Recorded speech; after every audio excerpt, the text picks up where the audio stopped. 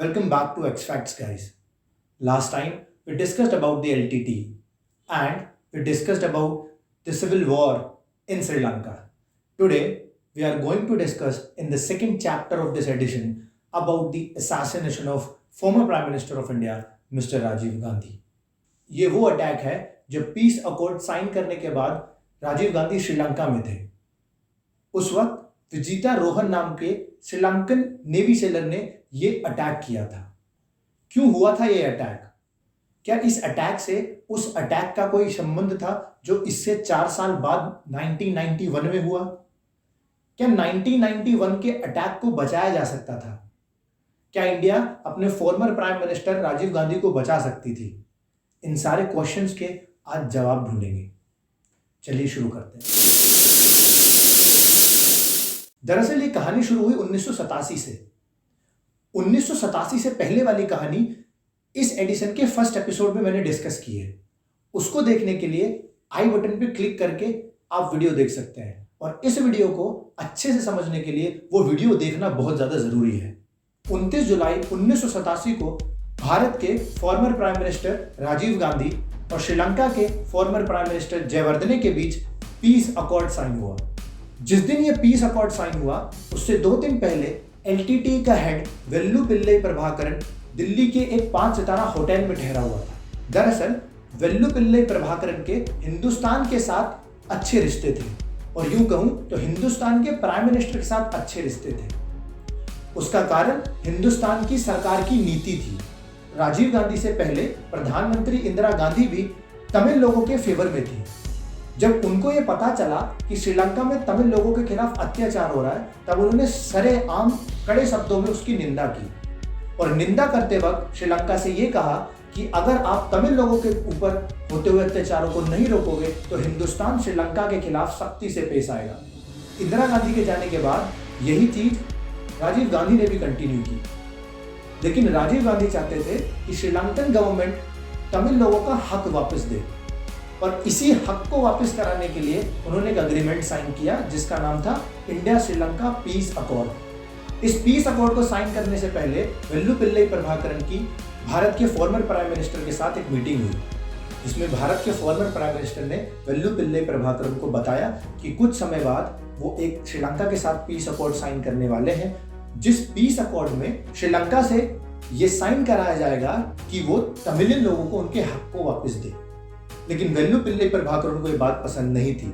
वेल्लुपिल्लई प्रभाकरन चाहता था कि श्रीलंका के 2 हिस्से हों, और उसके एक नॉर्थ हिस्से को जो जाफना प्रोविंस है उसका पार्ट अलग करके वेल्लुपिल्लई प्रभाकरन को उसका हेड बनाया जाए, लेकिन पीस अकॉर्ड में नहीं था। और जुलाई 1987 में ये पीस अकॉर्ड साइन हो गया। जैसे ही ये पीस अकॉर्ड साइन हुआ, सिन्हलीज लोग जो श्रीलंकन मेजॉरिटी है वो नहीं खुश थे इस चीज से कि श्रीलंकन गवर्नमेंट तमिलियन को उनका पूरा अधिकार भी वापस दे, और उधर तमिलियन रेबल भी खुश नहीं थे क्योंकि उनको एक अपना अलग स्टेट चाहिए था।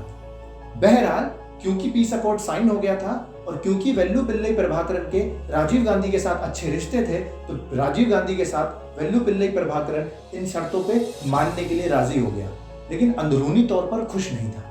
जैसे ही सिन्हलीज लोगों का आंदोलन शुरू हुआ, श्रीलंकन गवर्नमेंट सिन्हलीज लोगों का आंदोलन काबू नहीं कर पाई, और उसको काबू ना कर पाने की वजह से श्रीलंकन प्राइम मिनिस्टर जयवर्धने ने राजीव गांधी को फोन किया, और फोन करके ये कहा कि श्रीलंकन गवर्नमेंट को इंडियन फोर्सेस की जरूरत है।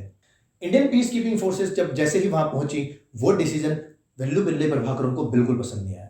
वेल्लुपिल्लई प्रभाकरन जो ऑलरेडी अकॉर्ड से खुश नहीं था, इस डिसीजन से और परेशान हो गया, और वेल्लुपिल्लई प्रभाकरन राजीव गांधी के खिलाफ बिल्कुल नेगेटिव हो गया, और उसने अपने इंटेलिजेंस हेड पोट्टू अमन के साथ बैठ के राजीव गांधी को मारने का प्लान बनाया। लेकिन 1987 में पोट्टू अमन के कहने पर वेल्लुपिल्लई प्रभाकरन ने अपने प्लान को ड्रॉप किया, ये समझते हुए कि अभी एलटीटी सिचुएशन में नहीं है कि किसी दूसरे देश, और वो भी भारत जैसे पावरफुल देश के प्राइम मिनिस्टर को असैसिनेट कर सके। तो 1987 में ये प्लान ड्रॉप हो गया, लेकिन दिमाग में जरूर आ गया था, और ये बढ़ता गया जब इंडियन पीस कीपिंग फोर्स जो वहां चीजों को नॉर्मल करने गई थी वो वहां पे लड़ाई करने लगी। दरअसल इशू ये हुआ, पीस अकॉर्ड के तहत श्रीलंकन फोर्सेस ऐसा कुछ भी काम नहीं करेंगी जो एलटीटी के लोगों के खिलाफ हो या श्रीलंकन तमिल के लोगों के खिलाफ हो। लेकिन जैसे ही सिनेलीज लोगों के आंदोलन पर काबू पाया, वैसे ही श्रीलंकन गवर्नमेंट ने अपनी फोर्सेस जाफना प्रोविंस में भेजना शुरू कर दिया, जो पीस अकॉर्ड तक में भी शामिल नहीं था। अब यहाँ पे वेल्लुपिल्लई प्रभाकरन चाहता था कि Indian peace keeping forces Tamil rebel और तमिल कम्युनिटी को श्रीलंकन फोर्सेस से बचाएंगी, क्योंकि ये पीस अकॉर्ड में था कि श्रीलंकन गवर्नमेंट कोई भी ऐसा डिसीजन नहीं ले सकती जिसकी वजह से तमिल कम्युनिटी को प्रॉब्लम हो। लेकिन श्रीलंकन गवर्नमेंट ने अपनी फोर्सेस जाफना प्रोविंस में भेज दी और वहाँ एलटीटी के मेंबर ने इंडियन पीस कीपिंग फोर्स के इंटेलिजेंस हेड से मुलाकात की, जिनका नाम था कर्नल हरिहरन। जैसे ही एलटीटी मेंबर ने कर्नल हरिहरन से रिक्वेस्ट की और बोला कि ये अब आपकी ड्यूटी है हमें श्रीलंकन गवर्नमेंट से बचाना, उसी वक्त एलटीटी के उस मेंबर ने भूख हड़ताल पे जाने का डिसीजन ले लिया। भूख हड़ताल पे जाने का डिसीजन ले लिया, ये कहते हुए कि वो तब तक भूख हड़ताल खत्म नहीं करेगा जब तक श्रीलंकन गवर्नमेंट अपनी फोर्सेस को जाफना प्रोविंस से बाहर नहीं लेके चली जाएगी। और कुछ दिनों के बाद, जिसका नाम था थिल्लेपन, की मौत हो गई। जैसे इस मौत की खबर प्रभाकरन को मिली, वैसे प्रभाकरन ने और बचा कुचा विश्वास भी इंडियन पीस कीपिंग फोर्स से खो दिया। इंडियन पीस कीपिंग फोर्सेस अब श्रीलंका से भी बड़ी दुश्मन बन चुकी थी वेल्लुपिल्लई प्रभाकरन की, और अब पहली बार एलटीटी ने इंडियन पीस कीपिंग फोर्स पे अटैक किया। मतलब जो फोर्स वहां पे पीस बढ़ाने गई थी, जो लोग वहां शांति अमन बढ़ाने गई थी, अब वही एलटीटी से लड़ने लगी। और अब वेल्लुपिल्लई प्रभाकरन का सबसे बड़ा दुश्मन बन गया राजीव गांधी। अब वेल्लुपिल्लई प्रभाकरन ने ओट्टू अमन, जो कि इंटेलिजेंस हेड ऑफ एलटीटी है, उसको वापस बुलाया और उससे फिर से पूछा कि इस बार मुझे प्लान बनाना है राजीव गांधी को मारने का। और इस बार ओट्टू अमन ने भी मना नहीं किया। जब 1989 में राजीव गांधी की सरकार बदली और हिंदुस्तान में प्राइम मिनिस्टर वीपी सिंह की सरकार आई, तो वीपी सिंह तमिल कम्युनिटी के सपोर्ट में नहीं थे और उन्होंने अपनी इंडियन पीस कीपिंग फोर्स वापस बुला ली। एक तरफ इंडियन पीस कीपिंग फोर्सेस वापस आ रही थी, दूसरी तरफ वेल्लुपिल्लई प्रभाकरन अपने पूरी तैयारी के साथ असैसिनेशन प्लान कर रहा था। सबसे बड़ी प्रोमिनेंट मेंबर थी धनु, जो विश्व की सबसे पहली लेडी ह्यूमन बॉम्बर बनी। दूसरा प्रोमिनेंट मेंबर था शिवरासन, जिसने सारी चीज़ों को प्लान किया। तीसरा प्रोमिनेंट मेंबर था शुभा, जो स्टैंड बाई बॉम्बर थी।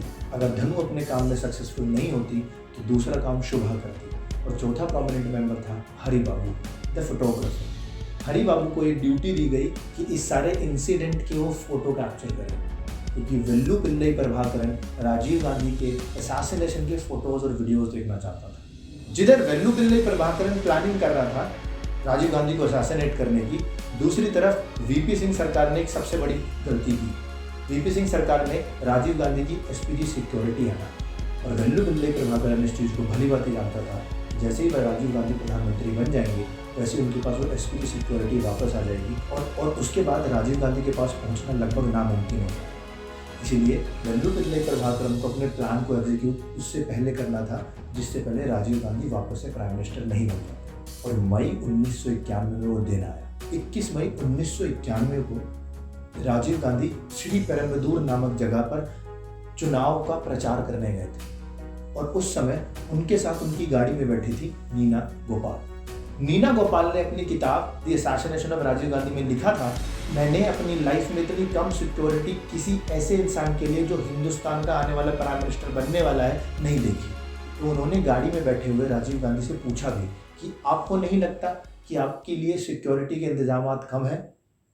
तब राजीव गांधी ने उसको हंस के टाल दिया। और जैसे ही राजीव गांधी उतरे, तब राजीव गांधी लोगों से मिलने पहुंचे। वहाँ पर धनु नाम की एक लड़की अपने हाथों में माला लेके उनका इंतजार कर रही थी। जैसे ही राजीव गांधी वहाँ पर नज़दीक पहुँचे, वैसे ही धनु ने उनके गले में माला डालनी चाहिए, लेकिन उस समय अनुसुईया नाम की सब इंस्पेक्टर ने उसको रोक दिया। अनुसुईया ने जैसे ही उनको रोका तो वो पीछे हटी, लेकिन राजीव गांधी ने अनुसुईया को हल्का सा डांटते हुए बोला कि आने दीजिए, सबको अधिकार है मेरे से मिलने का। जैसे ही धनु ने राजीव गांधी के गले में माला डाली, वो नीचे झुकी उनके पैर छूने के लिए, और जैसे ही वो पैर छूने के लिए नीचे झुकी, उसने अपने बॉम्ब को एक्टिवेट कर दिया। और उसी समय राजीव गांधी और धनु के साथ वहाँ पर लगभग 12 लोग मौकाए वारदात पर मारे गए। इस तरह राजीव गांधी का एलटीटी ने 21 मई 1991 को असैसिनेट कर दिया। और ताज्जुब की बात यह है कि जिस तमिल कम्युनिटी के अधिकारों के लिए ये सारी लड़ाई हुई, जिस तमिल कम्युनिटी के अधिकारों के लिए हिंदुस्तान ने अपने former prime minister mister Rajiv Gandhi को खोया, वेल्लुपिल्ले प्रभाकरन ने भी बाद में अपनी 2009 में जान दी। और इवन श्रीलंकन गवर्नमेंट ने इस हद तक क्रूरता की कि उन्होंने वेल्लुपिल्ले प्रभाकरन के 12 साल के लड़के तक को नहीं छोड़ा और उसको भी मार दिया।